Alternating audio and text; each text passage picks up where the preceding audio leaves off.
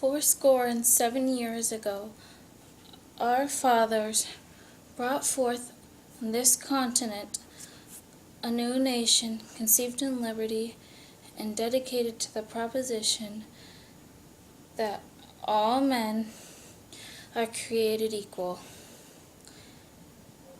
Now we are engaged in a great civil war, testing whether that nation or any nation so conceived and so dedicated can long endure. We are met in a great battlefield of that war.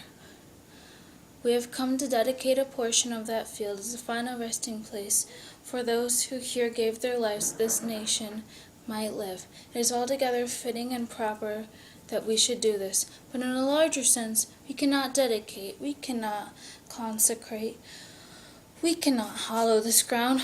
Brave men, living and dead, who struggled here, have consecrated it far above our poor power to add or detract.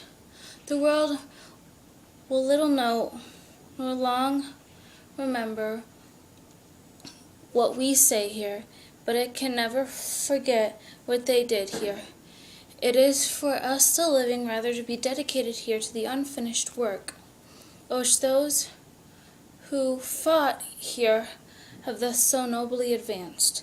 It is rather for us to be here dedicated to the great task remaining before us, that those honored dead we take increased devotion to that cause for which they gave the last full measure of devotion, that we here highly resolve that these dead shall not have died in vain, that this nation under God shall have a new birth of freedom, and that the government of people, by people, for people, shall not perish from the earth. The Gettysburg Address is so important because it's Lincoln's way of showing that the people in the South deserve for their slaves to be treated as real people, that he believes that, like it says in the Declaration of Independence, that all men, slave or free, should all be treated equal. And that's what the North was fighting for.